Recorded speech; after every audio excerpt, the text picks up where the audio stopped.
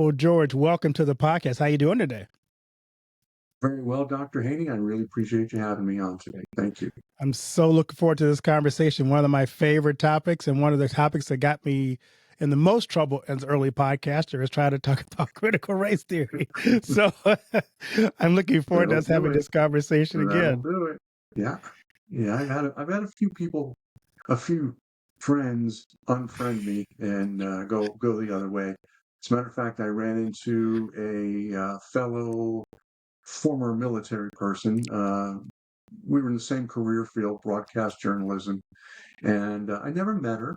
Heard about her many times, heard of her many times, and she's was very successful. And she's actually written a book, and she lives here in the area. And camp, and I live near Temecula, California, and so does she. And there's a Marine Corps base there called Camp Pendleton, and they happen to have a fantastic RV park that we go to, sit on the beach, and I mean right on the beach. It's really nice. So I just happened to run into her on base, and I was like, "Oh yeah, congratulations on your book. And by the way, I've written one too." She goes, "Oh really?" I go, "Yeah, it was about critical race theory." And she kind of opened her eyes a little bit.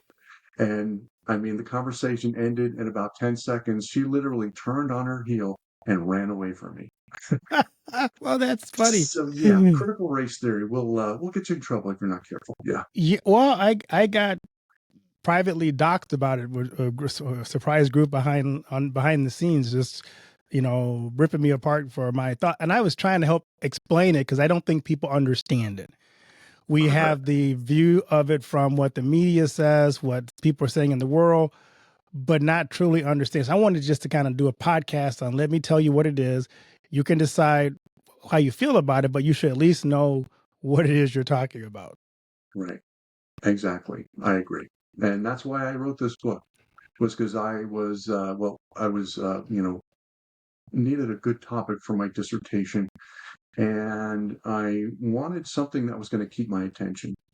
And as someone who came out as a conservative after retiring in the Air Force back in 2010, a lot of my friends, oh, you're a Republican and a conservative. Conservative more so than Republican, because a lot of Republicans have the word rhino is out there, Republican in name only, for a very good reason. But Right. but anyway, I mean, I thought these people were my friends, and you must be a racist. You're a racist. You're a racist. You're a racist. No, I'm not a racist. What did I say here that has anything to do with race? Nothing. That doesn't make me a racist because I want a conservative economy, you know. And so, I believe in capitalism. That doesn't make me a racist. And so I had this conversation for probably 10 years with people. And a lot of them basically gave up. They began unfriending me, and which was fine. I'd rather be unfriended in truth than friended in falsities, There you go. Right. And but anyway, I that's what got my interest on this subject. But then when I started talking to people about it, a lot of parents in particular were concerned about it. They maybe had done a little research, were more confused after looking it up on the internet. And I said, okay, well, I know that's my topic, and I know what I have to do with it. I have to explain it and provide some strategies to help folks can stand up to it if they so choose. So here I am. Cool. We're going to get to that in a second, but we got to get to my favorite question first, which is, what's Okay. the best piece of advice you've ever received that stuck with you throughout your career? Oh boy. Well, I suppose it was try to learn from others' mistakes so that you aren't forced to commit those mistakes yourself. Mm.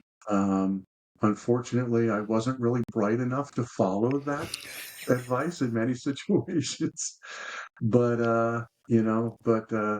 but as far as Christianity is concerned, myself as a Christian, I would say my best advice was simple. Try to love God and the best you can, and try to love others the best you can. And I'm certainly no biblical scholar, but when Jesus says those are the two most important things to keep in mind, then it seems like a pretty good way to go.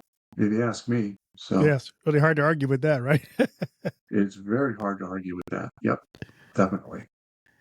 I'm also curious as you think about your life, who are some people that served as a mentor for you, maybe an inspiration for you?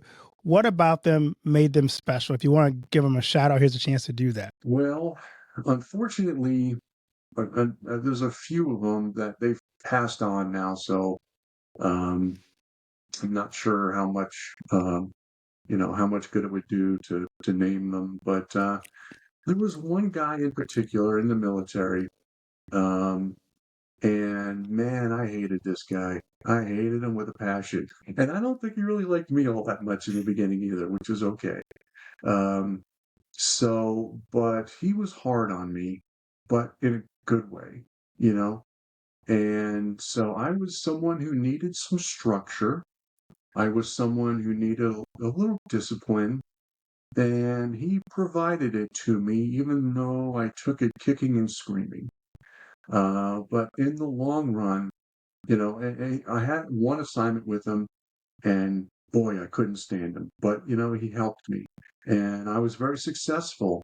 In military broadcasting, there's different awards, and the Army level award is called a Keith L. Ware, and then there's which is best in Army, and then there's best in the Defense Department, and I won a Thomas Jefferson Award working for him for that first time. So that was a very successful moment. And then a couple of tours later, he came in and became my boss again. And I just remember thinking, oh man, oh, not him, please, not this guy.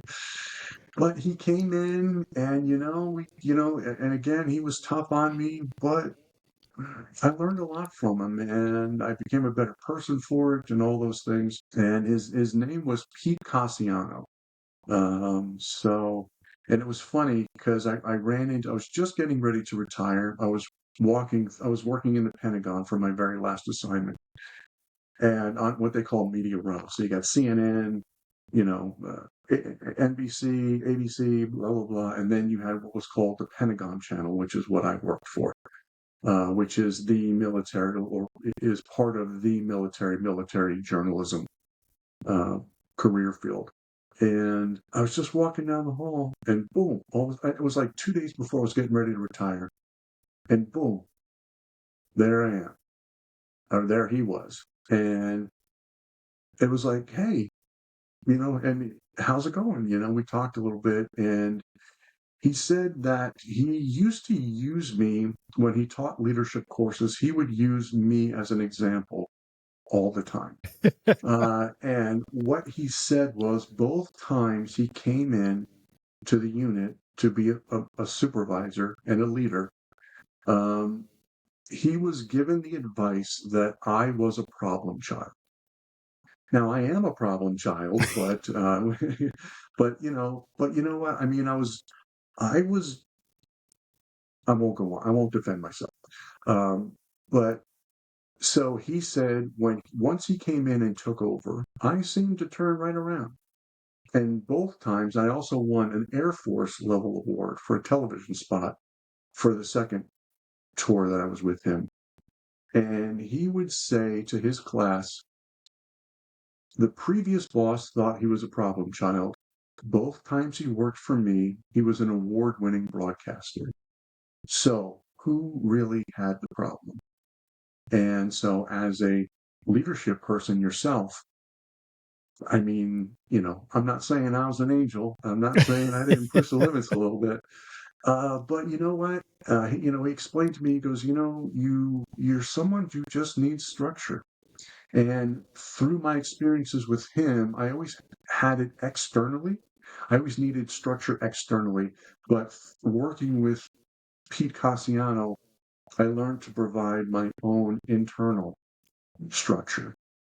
And without all of those things that I learned from him, I never would have had the discipline to spend 3 years basically writing this book, and which is what I did.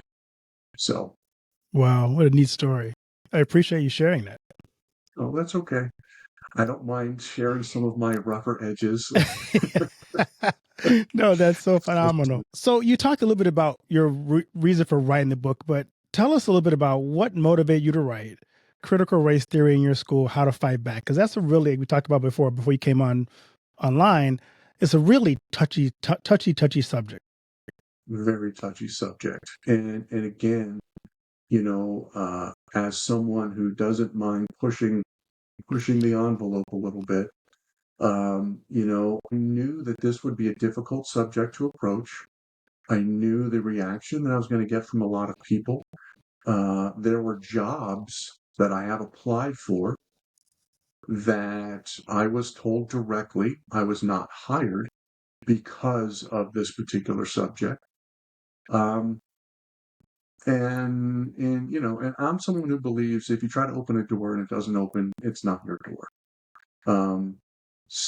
And looking back, I'm just like, thank you, Lord, for not giving me that job. I really thought I wanted it.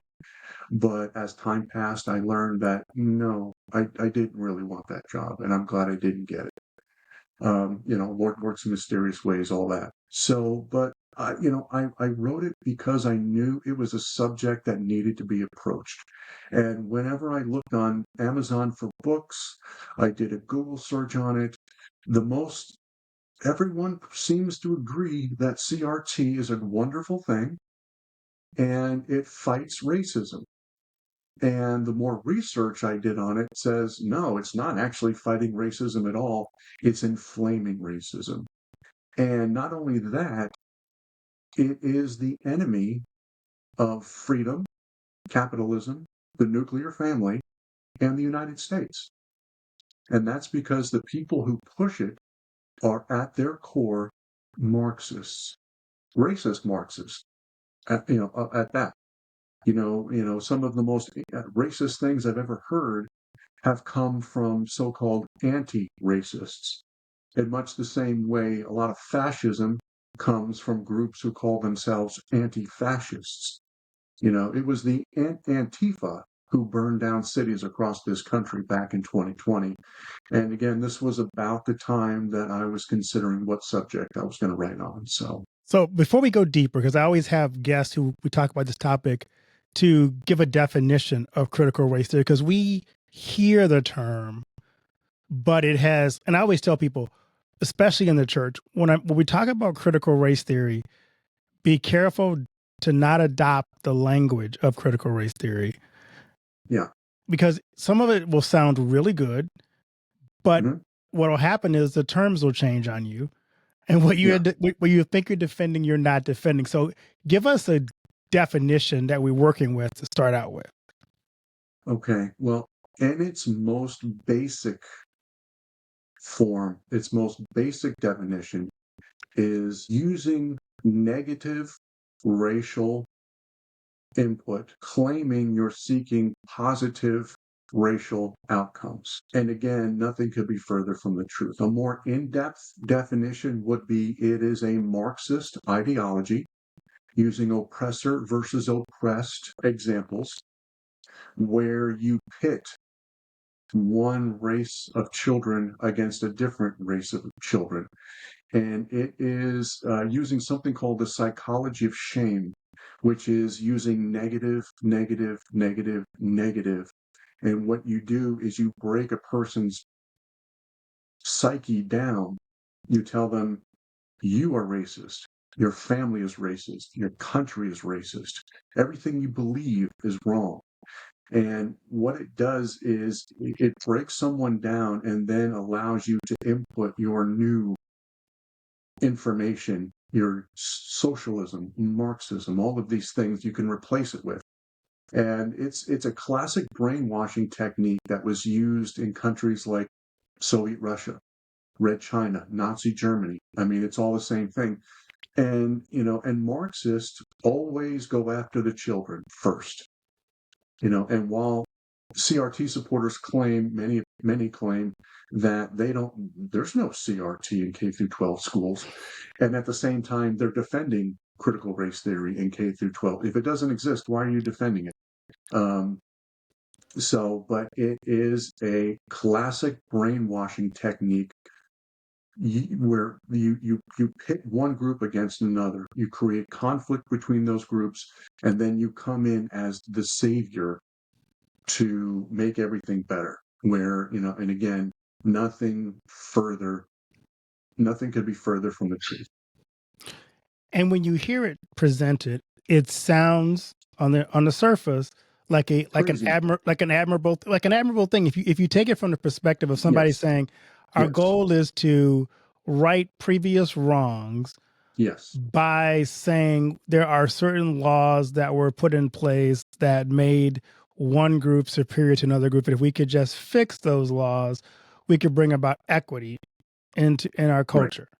But you're right. It starts with the presumption that, first of all, the system is racist and Yes. you have to fix a racist system. So I agree. But when you hear it talk to you, it's like, well, how could you be against equity? How could you be against righting previous wrongs? Are you saying there were no Right. previous wrongs? And you start arguing a case you can never win. Right. You can, but you have to know how to argue against it. Right. Yeah. And that's part of it is, and again, you see all these laws that are coming up, and I think there's 17 states that now have anti-critical race theory laws. And many of them don't actually name critical race theory because the names change, like you said. And so what they do is they say it's illegal to teach one race is superior to another. It's illegal to teach that one race is oppressive against another. It's illegal to teach that one group of children are responsible for historical atrocities. And so that's where you have to go. But a good example of changing the name came from my beloved Air Force. The Department of Defense has come out and they found out that their social justice, and again, social justice is another social justice, DEI, CRT, it's all kind of interchangeable. They came out and they found out their social justice programs have diverted hundreds of millions of dollars away from what they call military readiness. And for those of us who have been in the military, we know that military readiness means your ability to carry out the mission. And, at its most basic form, the mission of the military is to support and defend the Constitution in the United States, of course. But even more basically, our job is to break things and kill people who are trying to harm us. The Air Force is less lethal today because of their social justice programs. So they came out and they said, you know what? And they call it DEI, diversity, equity, and inclusion. We're gonna get rid of these programs. They even testified before Congress. We're going to get rid of these programs. However, there are people who are deeply embedded into the Defense Department, and they made the promise that they would get rid of DEI, but all they did was change the name to Systemic Equality. They shuffled around the resources so that they were difficult to follow, the money, the people, etc. And in the end, they changed nothing. And that's part of the problem. That's, because President Trump right now, he put out 20 things. One of the things he says he's going to do is he's going to stop federal funding of schools that promote critical race theory. Well, I guarantee you that if he wins, and I believe he will, and he does follow through, and I believe he will, all they're going to do is change the name and shuffle the resources around. These people aren't going anywhere. And they tend to be in these key positions unelected where they stay for decades. The top executive director is a political position and he makes choices and all this. But you know what? It's the next couple of levels down where that guy or that lady has been there for 25 and 30 years. And they're highly dedicated to this, highly dedicated. And, they've got it and they see themselves as sitting there for another 10 to 15 years. They're not going anywhere. And they're just going to, and I've heard many civilians use this in the Defense Department, use this phrase. If I don't agree with somebody, I just wait them out. So your Right. average commander may be there for a year or two. I'll just wait him out. In a year or two, he'll be gone, and then I can go back to what I was doing before. And so a lot of government agencies, including schools, I guarantee you there are people with that mindset embedded in those institutions. Yeah, I got a chance. When part of my dissertation was we went to DC and spent time at the Oh Department boy. of Education, Yeah. learning about how Washington DC makes policy. And we met, Mm, the head of people. We also met the people behind the scenes who've been there for 20, 30 years, who've been through exactly. 5, 6 administrations. And Hmm. we really Yep. learned that they, like you said, they are the ones who implement whatever policy comes down from the top the way they want to implement it, or they're supposedly forced to implement it. So I agree with you. It makes it more difficult to deal with some of the things that you're trying to solve. As you talk about this with education, how do you help parents, first of all, identify it in the American education system, and how do you present information to parents to support the claims that you know are there, so that they Hmm. understand what they're trying to deal with and maybe handle or try to address in their parenting? Sure. Well, first of all, as a parent, if you have to pay attention to what your child is doing in school, you got to make sure you look at their homework, and you're not going to see the words critical race theory, not anymore. You know, a few years ago, parents didn't know what the words critical race theory meant, so that was openly published. Since then, what they have started doing is removing the critical race theory, but the content remains behind. Just like in that Air Force example, they just changed the name, but the content remained in those programs.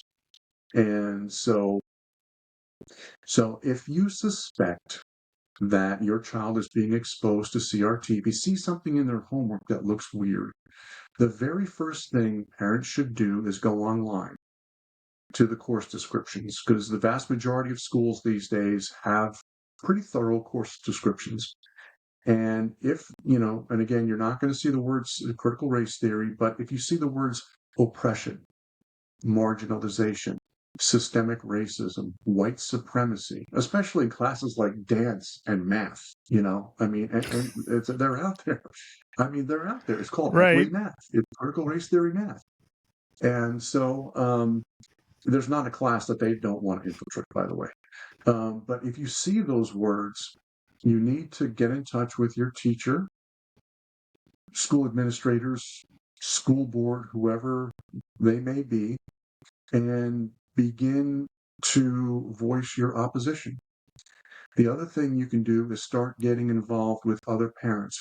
Share the information with other parents and get into a like-minded grassroots organization of some type. And perhaps only then do you approach the school and say, hey, look, we've seen this. We don't like it. We don't want our children, being taught it. I use the FACTS task force in North Carolina as an example, and in one of something created by Lieutenant Governor Mark Robinson, African American conservative, who, of course, they said the most horrible things about him in the local newspaper, which you can read about in the chapter. I dedicated an entire chapter to this, and and the teacher's like, well, it's mandatory. There's nothing we can do about it. So they went to the principal and went, well, it's mandatory. There's nothing we can do about it. Your child has to go through this. He went to the school board. Well, it's mandatory. There's nothing we can do about it. Well, show me where it's mandatory. I want to see it written down. And of course, it's right online. You can find it online. And so, of course, and the school policies online and curricula online are massive. So it took this guy forever to go through this stuff. And guess what he did not find? Yeah. Not one thing about CRT being mandatory for his child. Not one thing. And so the one thing parents have to remember is don't be surprised if your school administrators lie to you. The very first chapter of my book is titled, Yes, They're Lying to You, because they are. And Riverside, California, Unified Schools, right near where I live, I open the book with the story of how parents were saying, hey, you're teaching our kids, are you teaching critical race theory to our children? No, no, ma'am, we're not. I don't know if you just heard what we just said, but we are not teaching your kids critical, and really snotty about it too. And then, well, this happened in 2021, except there's one problem. In 2020, at a same school board meeting, for Riverside Unified, they voted and approved a brand new ethnic studies program. And ethnic studies and CRT are not the same thing, but a lot of CRT supporters use those things interchangeably, and it's not. I'll explain that in a minute. And then they did a PowerPoint presentation where they explained the new ethnic studies program. They listed 27 learning objectives in this PowerPoint presentation. 4 of them had the words critical race theory in the title. 11 more had direct references to CRT principles and tenets. So more than half of their new ethnic studies program included critical race theory. Now, these were the exact same people. The people who were denying it in 2021, their names were on this PowerPoint presentation as the author. Okay. So either they're stupid and forgot everything they did a year ago, or they're incompetent, or they're lying. And I know what I believe. So, but as far as CRT and ethnic studies is the healthy, positive learning of one's culture, which leads to self-awareness, self-confidence, all the things that we need to be successful in life. And research from Stanford University, even though it was biased, but the important thing was it showed that these ethnic studies classes have great value, particularly for at-risk students of color who may not be able to find hope anywhere else in their lives because maybe they live in horrible neighborhoods. Their parents are in survival mode, barely able to keep the roof over their heads. But here's this thing telling them how wonderful their culture has been to the world, to the United States. That is ethnic studies. Critical race theory, on the other hand, as we said, involves a psychology of shame, which only talks about our worst moments without giving any due benefit to all of the progress that we've made over the last 75, 60 odd years or so. CRT tells that young child of color at risk, America is designed to keep you down. You have no shot. Just give up. And when I think about it, it makes my blood boil, man, because there's nothing more disgusting than taking hope away from a child who needs hope more than any other. Exactly. I've also seen where it has been used not just in ethics, but in social emotional learning, which is like they push it down at an earlier age. And as my understanding of social emotional learning was designed for the idea that kids need to be ready to be learned, and there's certain factors in their life that may make them not ready to learn at the level they could be.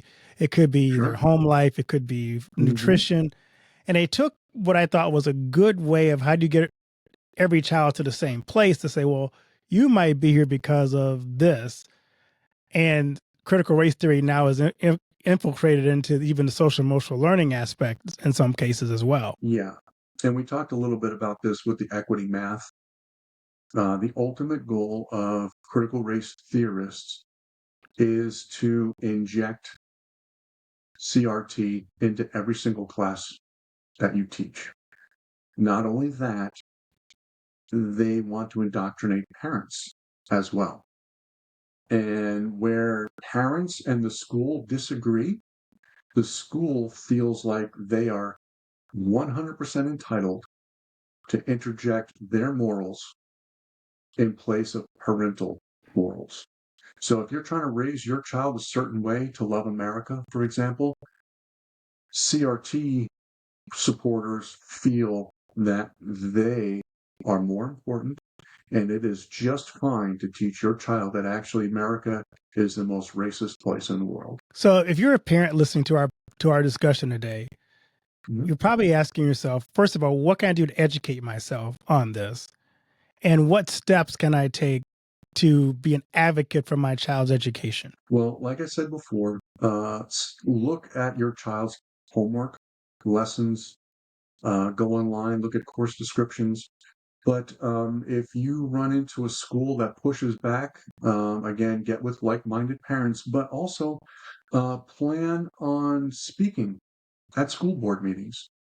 And one of the things you can do now, you got to understand these folks are professional victims. They will make you seem like the bad guy in 3 seconds. You don't need to give them that much.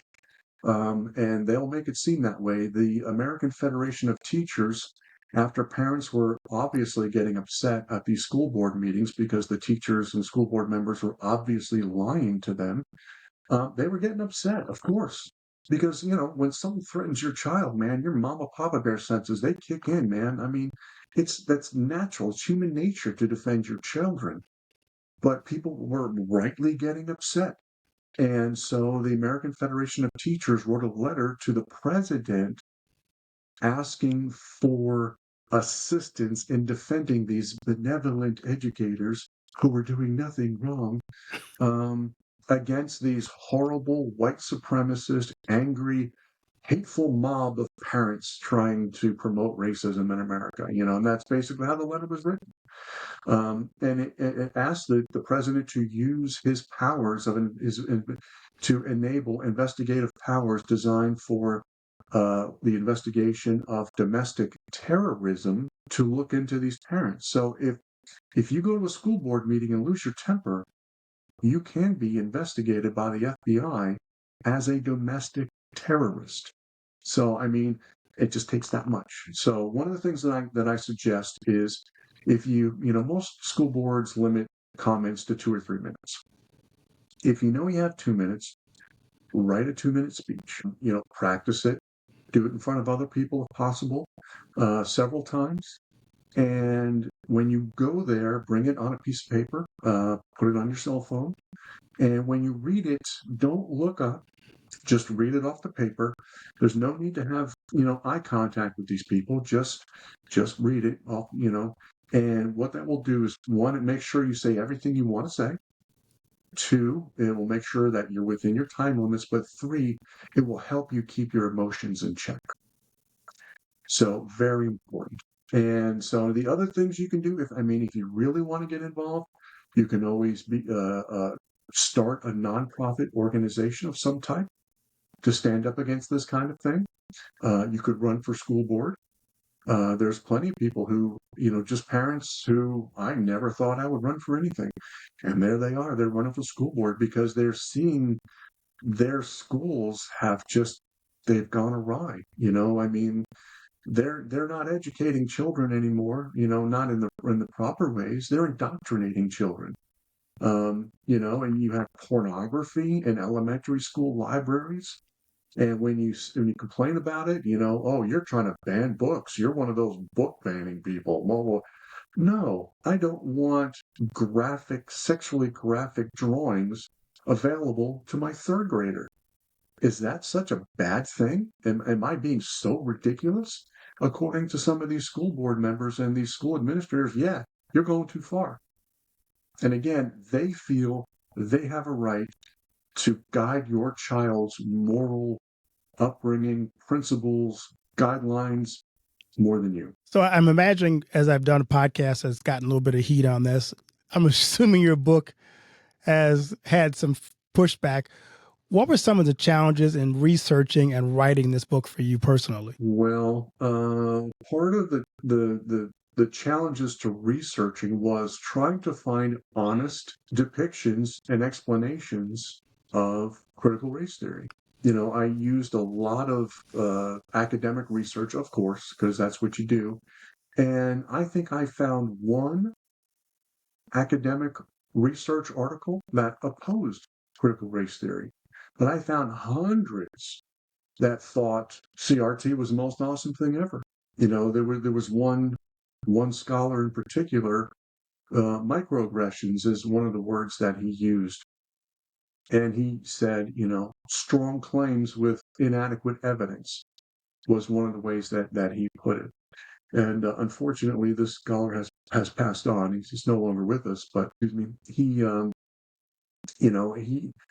for those who don't know, a microaggression is when they say that, no longer is it the open KKK style racism that's most prevalent in America. It's the mild type.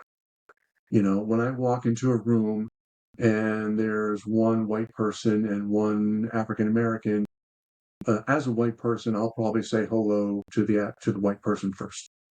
That's a microaggression. Or maybe I don't say hello to anybody. That could be microaggression too. And that's the thing. You never know. I mean, it could be anything. And then there's counter stories, and a counter story is the version of events from a different perspective, which is always valuable. It's always valuable to look at different perspectives. But the problem with counter stories is that all, some, or none of the story can be the truth. So you can completely make it up.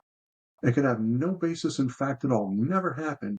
But as a CRT counter story, they demand that it be honored and considered. So anyway, so this particular researcher was one of the only people who stood against CRT, and one of the stories that he used was the Clippers owner, and his name slips me at the moment. Not that it really matters. Oh, I know But what you're he talking about. I had can't think of his name either. Donald Sterling, I think his Yeah, name was. that was it. Yeah. So he had a girlfriend of mixed race, and one of those races was African American. And what she was doing, she was bringing her African American friends to Clipper games, and then he told her to stop doing it. I mean, some of these people are so weird.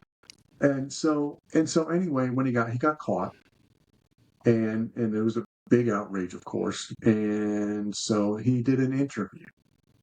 And in this interview, a very intelligent man said he owned his players, and he referred to them as the blacks. I mean, and so of course he was immediately removed as owner. Maybe not immediately, but he was kicked out of the league, rightfully. But one of the things that not this anti-professor said, he was referring to a different professor who claimed that microaggressions were responsible for hundreds of billions of dollars of corporate losses every year.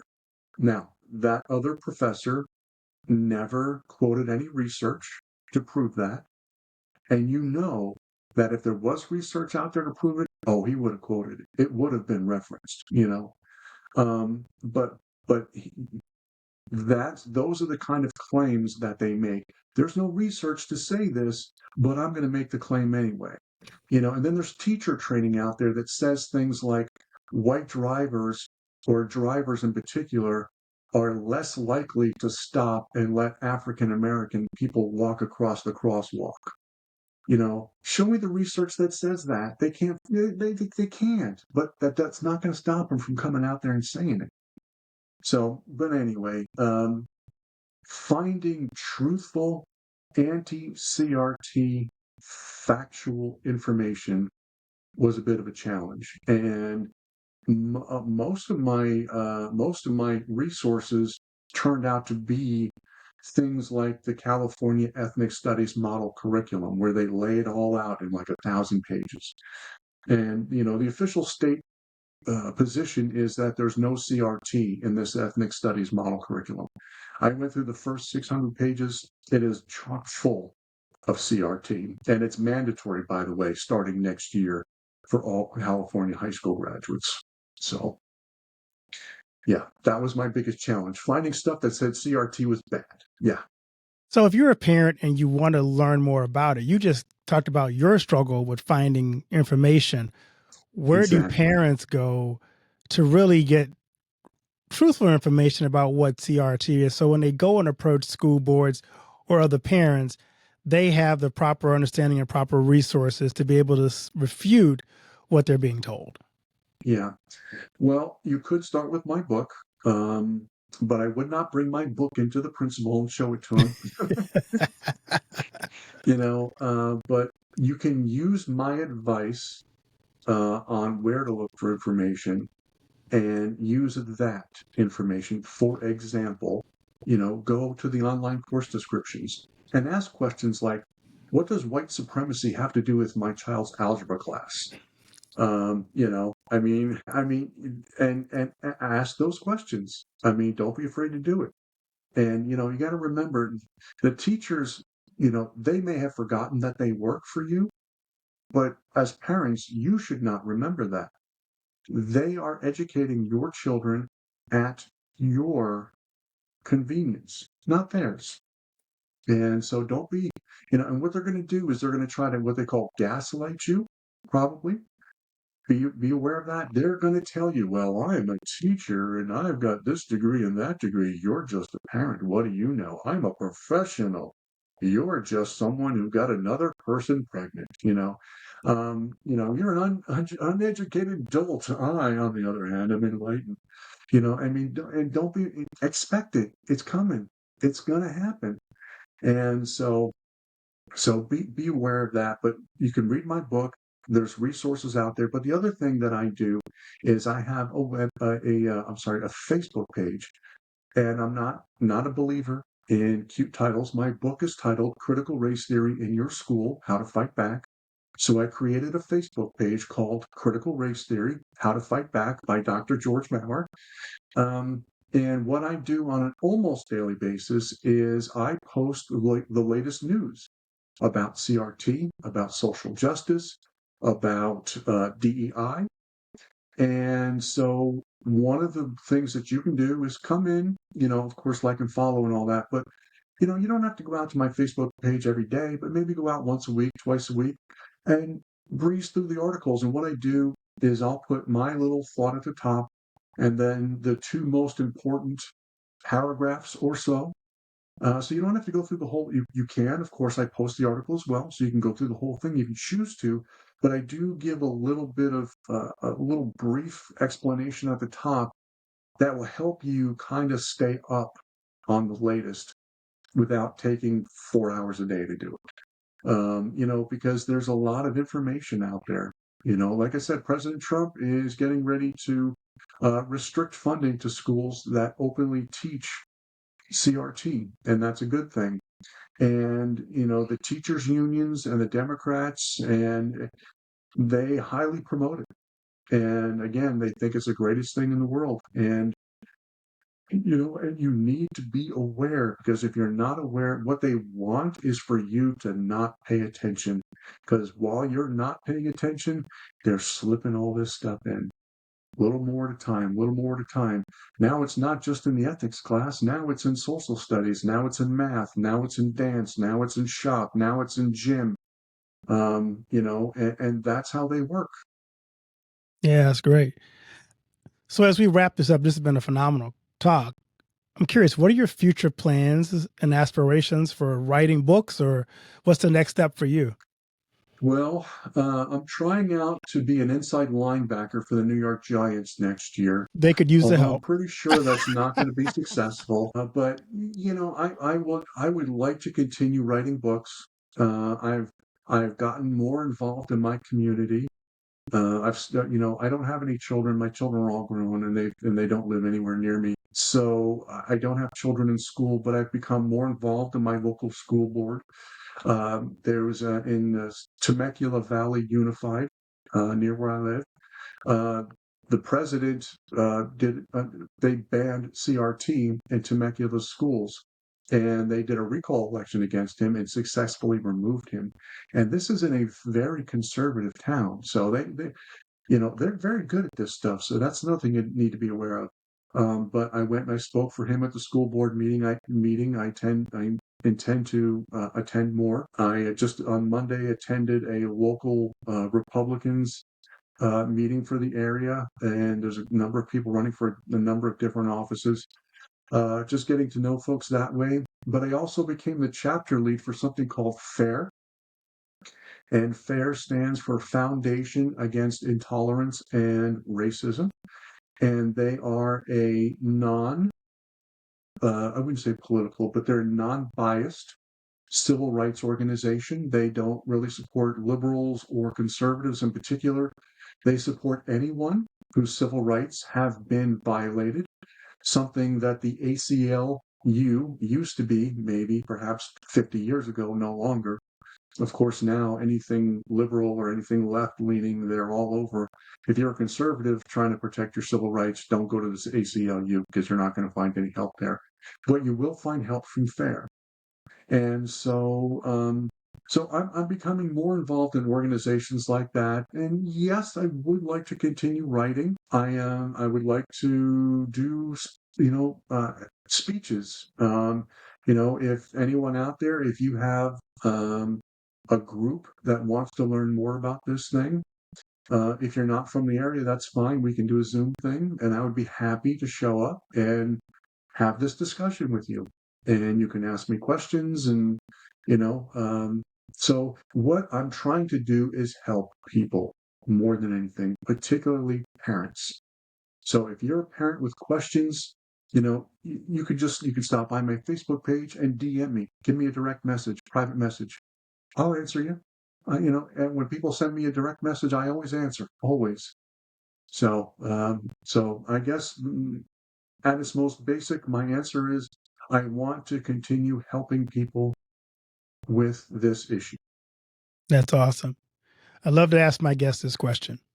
What do you want your legacy to be? Well, I guess I would like my legacy to be, more than anything, that I was a good parent, a good person, and yeah, I think that would be it. Yeah. That's awesome. As you wrap this up, what would you like my audience take away from our conversation today? Well, I've had this conversation many times. I've done a number of podcasts. So I've been actually, you were very good, by the way. You were a very good interviewer. Thank you. I appreciate obviously knowledgeable on the subject. Yeah, you're very welcome. But what I would like for folks to take away would be that your children, and don't let anybody tell you differently. And it is not wrong when you see something that is, if you think it's wrong, there's a reason for that. That little voice in the back of your head, whatever you want to call it, Holy Spirit, whatever your term is fine. But it's there for a reason. And if someone's in that little voice is telling you something, it's there for a reason. So don't let anyone tell you differently. You know what's best for your kids. Never lose sight of that. Yeah, that's really important. For us, we keep getting the pushback that they're not our kids, they're the community kids. No, they're our kids. They're our responsibility. They're the gift God gave us to raise. And we can't just abdicate that and give to somebody else. Marxists always feel very, very entitled to other people's children. Yeah, which There's is no doubt about really that. scary. Yeah, it is. And it's been going on for more than 100 years. You can go back to Soviet Russia, Revolution of 1917. Go back to the 30s in Germany. I mean, you name it, anywhere. This is exactly what they've done in every other place. And they will continue doing it until someone stands up and says, no, no more. Yeah. Where can people find your book, Critical Race Theory, in your school, How to Fight Back, and connect with you again on social media? Well, you can find my book on Amazon and Barnes & Noble. And if you can look up my name or the title of the book, and you should be able to find it fairly easily. But you can also reach me on my Facebook page, Critical Race Theory in Your School, How to Fight Back by Dr. George Maurer. And you can talk to me directly there. Or if you just want to keep up on the latest on CRT and DEI and stay informed, which I recommend you do. It's a very important topic. If you can do your own research if you want to, of course, but if you want to kind of make it a little bit simple, I put things together all in one place. But stop by, check it out, maybe once a week, maybe twice a week, just to see what the latest is, because you would be shocked at the things that have been infiltrated by CRT and DEI. Yeah, no doubt about it. Thank you so much, Dr. Maurer, for coming on and sharing your passion, your knowledge, your research with us, because I do think we need to be aware of what's happening in our communities, in our schools, because our kids are so precious. And they are precious. definitely They are a gift God's greatest gift. There is nothing in the world like a brand new baby in the family. I mean, that feeling kids, grandkids, no feeling in the world, and they are our most precious gift. So thank you so much for having me, Dr. Haney. I really appreciate it, and I enjoyed our conversation. You're welcome back anytime, Doc. Thank you, sir.